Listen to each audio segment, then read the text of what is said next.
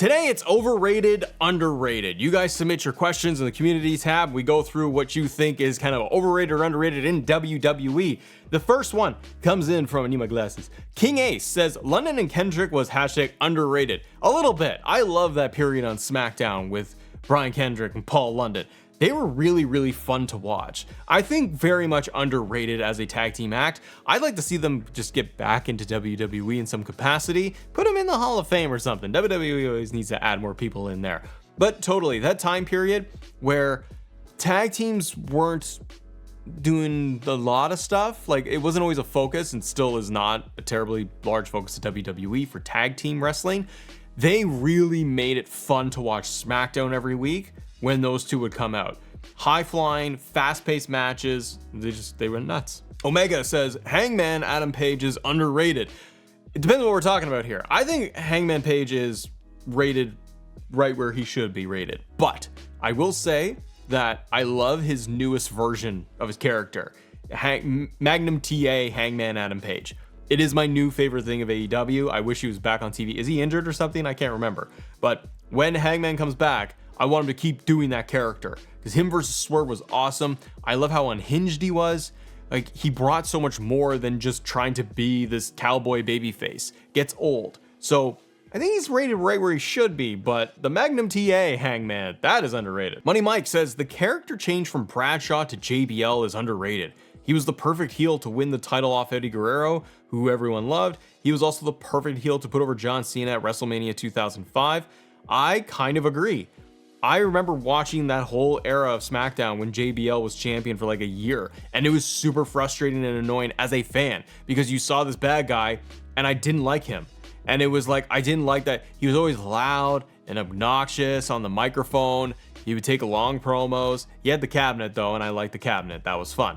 But it was annoying as a fan being like, oh, I want someone to beat him. I want Eddie to beat him, Ray. I want John Cena, these guys to take down JBL. And he would keep winning. So it was even more annoying. So some people feel like they just didn't like JBL. So they're like, go away heat kind of thing. But when I look at Bradshaw, like even Acolytes versus, like he's been around for a long time in WWE, but like Acolytes version of Bradshaw, APA, a lot of fun. But that is due to the actual teaming of him and Ron Simmons, and Ron Simmons bringing everything to the table too. So they were great as a team together in APA and Attitude Era. But he was never like the full flushed out character that he was when he was JBL. JBL, in hindsight, a little bit underrated. SCW says WWE Cyber Sunday and Taboo Tuesday PLEs in 2000s. They're pay-per-views, sir. I'm kidding. Where fans could vote on Superstar Stipulations Championships. I assume you were saying that this is underrated. And I will say yes. I wish WWE would bring it back. I love Cyber Sunday. Taboo Tuesday, everybody. There's a pay-per-view on a Tuesday night. It's random. Loved it. Wish they would do that. Do like a special event thing, because they got like the deal on Netflix coming up. Get on Netflix and give us like a Taboo Tuesday, because there's no such thing as a calendar anymore once Raw moves over to, it's gonna be weird, isn't it? It's gonna be on Netflix. I'm so excited and weirded out by it at the same time. But I think that they should totally bring back Taboo Tuesday. Cyber Sunday, awesome. Fan voting. It turns out, based on like interviews and stuff, that Cyber Sunday, the voting was real. Like fans really voted, and then they had to go with it. So you would see like Shelton Benjamin, for example, win the fan vote. And I think there was stuff like WWE didn't want him, or they wanted whatever, Batista or HBK to win. And you get Shelton Benjamin getting all the fan voting. So then he would go and have a banger match. So I love that because it gave opportunities to different wrestlers, ones that fans actually liked and not who WWE is pushing. So I really wish they would go back and do this, to even do a one night thing. It'd be fun. The interaction now, because now the internet is the way it is, people would just troll that thing. Maybe that's part of the problem, is that the internet is too wild now. You get fans just spamming that thing left and right. But the only downside to it was like the match stipulations were basically the same no matter how you did it. So if you had this one-on-one match, the fans voted on who would be in the match stipulation, but it was like hardcore match, kendo stick match, or a tables match. Like it's all the same thing, so it didn't matter. But underrated. I wish they'd bring it back. Imagine they did like the Cyber Sunday, but in France. That crowd. That'd be insane. Kadar says, underrated. Alex Riley's theme song, Say It to My Face. If you haven't listened to that, go check it out. He says, I recently listened to it and thought, oh my God, this is amazing. I wouldn't give him a title run. I would have given him a title run just because of the song. Alex Riley, after Miz, he went back to NXT. And if you go and look that up, he looked like Triple H. He was jacked. He was all grizzled and scruffy. He grew his hair out, and he had the theme song. His theme song was legit. It was an excellent wrestler's theme song. I miss Alex Riley. I thought he could go somewhere with that new look, especially today. So bring him back. But that theme song, that is a killer wrestling theme song. Underrated for sure. Console72 says, underrated, Ricochet. He deserves a championship run. What are you talking about? What are you talking about? The man is your undisputed WWE Speed Champion. It's disgusting how you don't treat him with respect. I'm kidding. Yes, I think Ricochet he needs more. Ricochet needs the personality. He is Ricochet. He is a high-flying, like, no acrobatic. Nobody does what Ricochet can do. Him versus Will Ospreay is fantastic. I think Ricochet's contract's coming up, and that'd be cool if he got it, like, went to AEW and matches with Ospreay, but I don't think Ricochet's gonna go anywhere. But I think Ricochet's missing that personality piece. I think WWE is the best shot now to crack that out of him, which could lead him to being IC champion or US champion, but he's your speed champion. You know what Ricochet could use though? Him and a tag team, a legit tag team. Because you can go back to the earlier thing of Kendrick and London. They were high flyers. They weren't guys that were great on the mic. They probably barely got any mic time period to do promos, but they were excellent in the ring. Do that with Ricochet. Give Ricochet a tag team partner, someone fun, someone that can go on the mic all the time, and then they got good chemistry. Not Braun Strowman. I didn't care for that. That was thrown together, and then they kind of made it work. I didn't care for that. Because Braun's just like, get these hands. Blah. No, give him a tag team partner. I think he's rated right where he is. And he says, hot take, overrated, Braun Breaker. Not yet. Not yet. Wait and see. I like what Braun's doing on Raw now. Because I can't say he was overrated because they weren't pushing him. And now it's like a storyline about how he wasn't getting pushed. I'm going to disagree with you, sir. Typical teenagers, Chad Gable, overrated? No, he's not overrated. How is he overrated? Chad Gable is in fantastic shape. He's amazing in the ring, technically, as a wrestler. He's got great comedic timing. He can talk on the mic. He's such a well-rounded character. So no, Chad Gable, not overrated, my friend. Deporticus, what's up, buddy? The Rose Plant is overrated. Bailey is arguably my favorite, but that finisher just looks like a lot of nothing. Yeah, I can agree with you. The Rose Plant is not much of a finisher, is it? It just kind of feels like it's got like too much. It takes a lot to get it to happen, and it just kind of bang. Like I don't know. It's like Mrs. Skull Crushing Finale, or Jeff Jarrett's. Like what did he call it? Was it the slap nuts? I forget. But it's not. It's just kind of I don't like any of those finisher moves that are like a skull crushing finale, where you're just going, and then boom, they go down on their face. It's not for me. Like she's got to like grab the arm and stuff, and then like smack them down. Yeah, anything that's like going down and falling on their face, it just doesn't look great. Ooh, Corey Pritchard.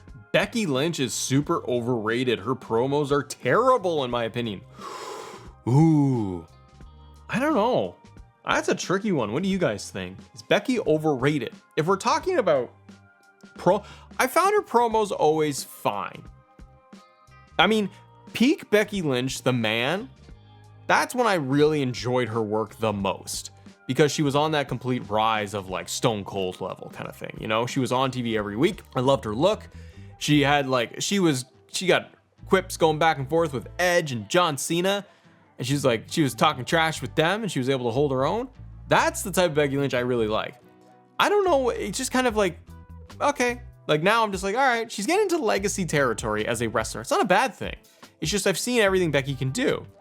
I don't know, her promo work is fine. I don't think terrible by any means. There are terrible promos out there. Becky isn't one of them. But maybe they are a little long, or maybe they just kind of spin their wheels sometimes. I could agree there. Ooh, Red Angry Birdie says the AEW EVPs, Matthew and Nicholas Jackson, are overrated. Don't tell the AEW fans, my friend. I've never been so the EVP angle right now is probably the biggest thing that they have going on in AEW. It's their A storyline, right? And I think that honestly, like Swerve should like get into that and they could boost all of that up. Swerve is your champion and he's not main eventing things, which is weird. So I understand the EVP storyline is their biggest angle. I don't buy them as a threat because they're not giant guys like the NWO, right? It just is what it is. but I'm like, it's kind of fun. But they like Matt Jackson is just so like, they're both just kind of on the mic, and I've seen everything in a Young Bucks match. So like, I have seen banger matches, really, really good matches from the EVPs, from the Jacksons. I thought that they've done great work in AEW. I love what before that, and they had like the ladder match against the Hardys. That was really cool. They've been around forever. But I've seen in AEW, I've seen everything that these two can do in a tag team match. So for the Bucks, I'm like, eh. And this story of them being like the powerful EVPs, it's okay. So sure, yeah, overrated. Rest Unknown says The Rock's daughter is overrated. I don't follow NXT like religiously every single week. I will tune in or I'll watch highlights. So I'm like, I got a loose following of what's going on in NXT, you know, week to week, month to month. And if there's cool stuff, I'll go and tune in and watch the matches. I know that Rock's daughter is like the GM. I don't get it. And I've watched her do the promos and stuff and the interview talks. He needs some work. That's what I feel. Maybe overrated. Maybe it shouldn't be the GM. Find it kind of odd. Again, I don't watch every single week, so I don't know how it was set up and why she's in that position. But I don't buy her like as a GM. I just look at him like, why is this 20-year-old telling the 30-year-old wrestler what to do? It doesn't make sense. Like, they don't feel powerful. They don't feel like an authority figure. We'll end on this one. Leyland Norton says, I think the story of Dom and Liv is overrated. And then you edit. And Liv as a wrestler is too. Oh my goodness. Shots fired, ladies and gentlemen. The story of Dom and Liv has just started. So I can't say the story is overrated. Is it that like people are getting way too like hyped up about it? Maybe. She kissed Dom. It's gonna be about when Rhea returns, how it happens, like what goes down. Then it might be like overrated, underrated. I think it's still too early. I think we gotta play it out, my friend, and see what's gonna happen. And Liv as a wrestler too, you think is overrated? I think she's fine. I've never been a big Liv Morgan fan. It's nothing against her. She seems like a lovely person. It just, in the ring and promos, I've never been captivated. I've never been like, oh my God, Liv Morgan's on TV. I gotta watch this match. Or she's doing promos and feel like I was really like intrigued at what's going on. I think when she was winning, and won Money in the Bank, for me, that was like what I really enjoyed. That run, the underdog, that kind of positioning. And again, it's so early to tell with her as this type of heel to see how it's gonna work. And I think that it could work out really, really well if she can tap into a new version of her character and elevate it. It's intriguing what's going on with Dom and Judgment Day and the little hints that they've been leaving along the way. And when Rhea comes back, how they will play into it. Rhea's gonna come back and win that belt. But can they get Liv to a new level? And I think part of it for me is where you might feel like it's overrated, or she is overrated, is that she's been with WWE for so many years now, and her character has changed quite a bit.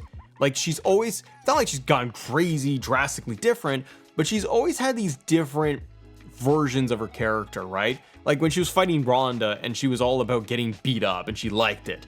So it was like, okay, so she's the crazy extreme girl, right? She put through a table and smile about it. That didn't last long. She tried to be like Harley Quinn. Nah. She's tried just smiling babyface. Nah. Stuff has not worked. And the whole, like her doing the watch me, I don't care for that. I don't care for that. Watch you what? Watch you what? I don't know.